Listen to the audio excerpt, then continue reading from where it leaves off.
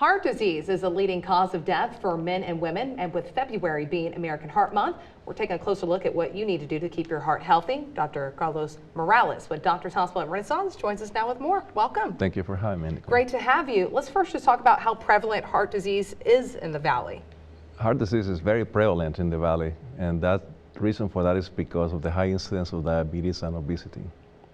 And let's talk about who's more susceptible to this. Everybody's susceptible for this, but there are some risk factors that are more common among people who have heart disease. For example, smokers, people with diabetes, hypertension, obesity, and lack of exercise are people that are more prone to have heart problems, men and women alike.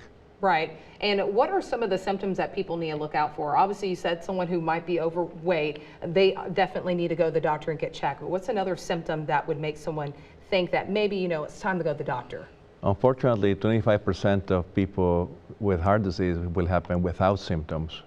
And of those, of the people who have symptoms, the more common symptoms are chest pain, which is like an oppression in the chest radiated to the left arm, and also associated with shortness of breath. In women, which is the most common reason why women are going to die of, the symptoms may be less classic. And what are some of the things that people can do physically that can lower the risk for developing heart disease?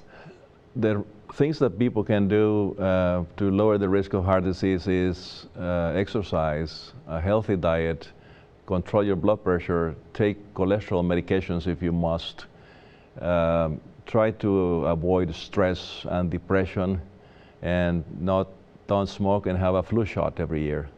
Yeah, let's talk about the things that people are eating, because I was asking you before we came on the show that, you haven't really seen more patients coming in with heart disease, but, it is an issue here in the Valley because of people with diabetes. What's some of the things that they're eating? What are their diets that are contributing to that? Yeah, sugar is the problem. People should try to stay away from sugars and try to eat foods that are low in saturated fats. And how often, if you are, typically a healthy person, how often should you be going to the doctor, and what checkup should you be getting, to make sure that everything's okay? I think the most common, most important thing is for people is to make sure that their blood pressure is under control and that their diabetes is under control, and also their cholesterol. And I'm sure you're noticing more and more is that you don't have to be that old to get diabetes. I mean, there's even children now that are very young getting this. Absolutely. I have patients who had bypass surgery at the age of 14. Wow.